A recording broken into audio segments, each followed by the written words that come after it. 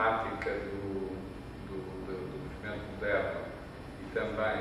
do projeto que estou a fazer para a Alta de Lisboa, que me agrada imenso e gosto imenso, lembrei-me de passar aqui hoje uma série de imagens que começam com referências históricas que já para o Corbusier eram interessantes e depois por um projeto do Corbusier que está na linha direta da provocação e da inspiração para este projeto que estou a fazer para a Alta de Lisboa. Portanto, esta é uma fotografia aérea da Cartucha de Pavia, nós vemos aqui um convento, também há um semelhante, uma escala mais pequena em Évora, mas o que é mais interessante é que à volta deste enorme claustro que tem um plano de relva e que há esta arcada, depois há uma série de casas quase individuais em pátio com uma grande autonomia, vê-se melhor aqui deste lado, que foram observadas pelo Corbusier e que são realmente, eu tenho slides destas casas do interior, são exemplos de arquitetura e de design completamente fantásticos, têm detalhes incríveis, parecem acabadas de desenhar, e serviram de ponto de partida para um dos projetos do Corbusier. Temos daquele lado a planta de uma outra cartucha e depois o módulo que tem esta espécie de pátio com a casa individual nesta planta do meio, com um jardim quintal e que depois está ligado àquela galeria. O Corbusier, a partir daí,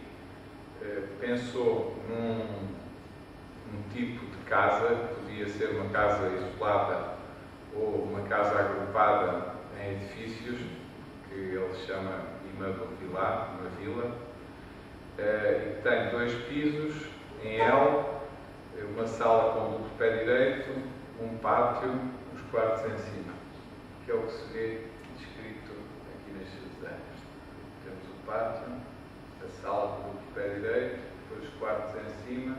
um sistema de escada que faz a transição. Portanto, temos aqui no interior um parque e depois as várias casas em L,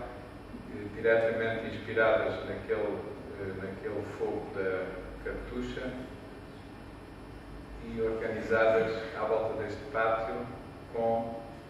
deste grande jardim, com os pátios de cada uma das casas virados para dentro. Isto é uma imagem de uma espécie de protótipo que foi construído, que era a casa do Esprit Nouveau,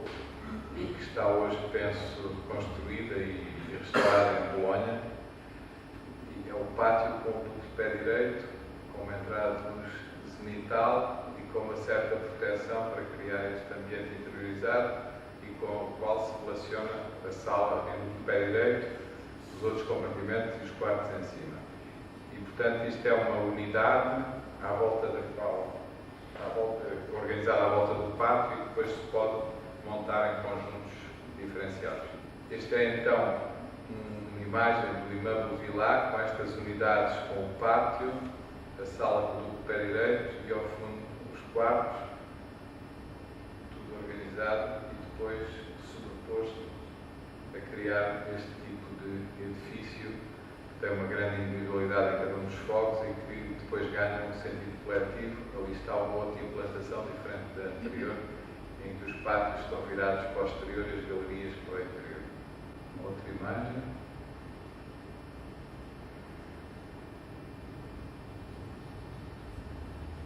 Este é um projeto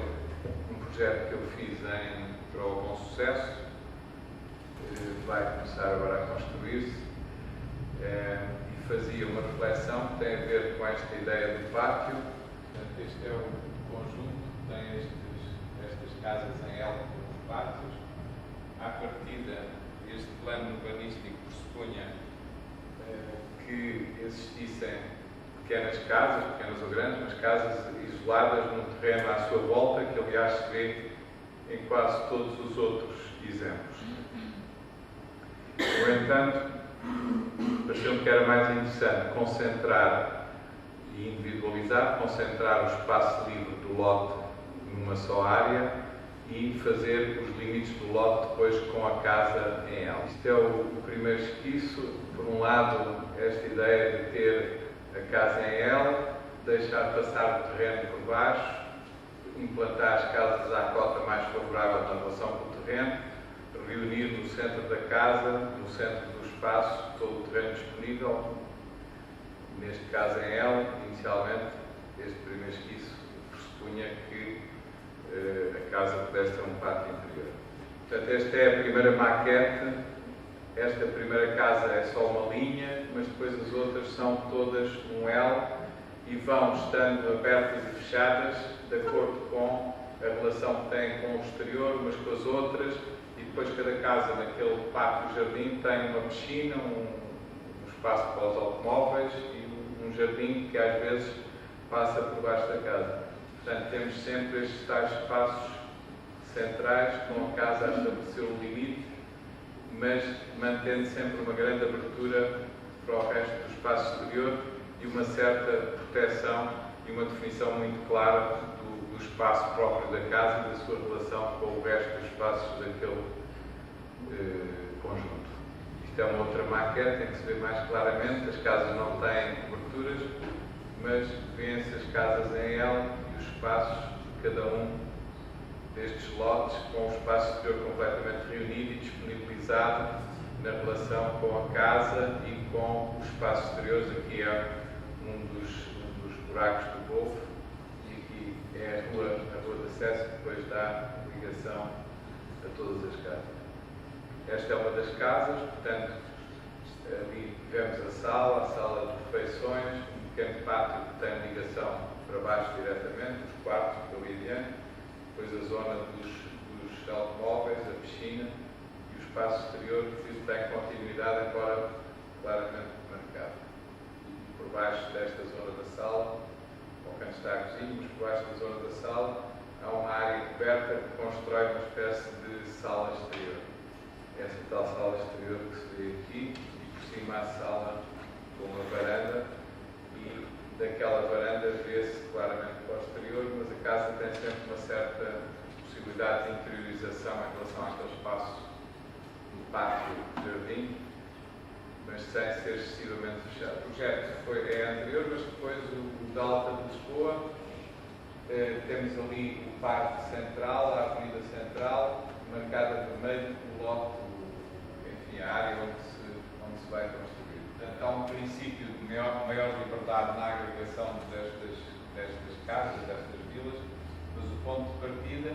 embora ligeiramente simplificado e atualizado, é aquele fogo que acabamos de ver, aquela casa do Corbusier, com um pátio com dupla altura e depois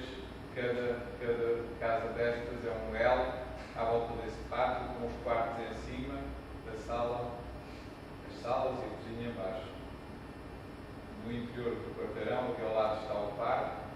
aqui a avenida principal, e no interior deste pequeno quarteirão, um outro parque, um jardim com árvores e os acessos a todas as casas. Depois há uma barra de escritórios ou atividades e uma série de lojas na avenida principal e alguns outros espaços para atividades também junto ao sol. Portanto, como veem, a organização é parecida, não há a sala do pé direito como nas casas do Corbusier, há uma série, enfim, a organização é diferente, mas parte dos mesmos pressupostos. Mas aqui estamos ao nível dos quartos. Os cortes em que se vê os espaços com o pé direito e cada uma destas casas, as casas têm uma grande independência umas das outras. O Corbusier nunca chegou a construir casas, só construiu aquela espécie de casa experimental do Estado de Lisboa, mas nunca construiu um edifício com este conceito. Depois esta possibilidade de agregar sem ser em filhas e horizontalmente cria uma variedade que torna muito mais complexo o conjunto dos edifícios e também mais interessantes ao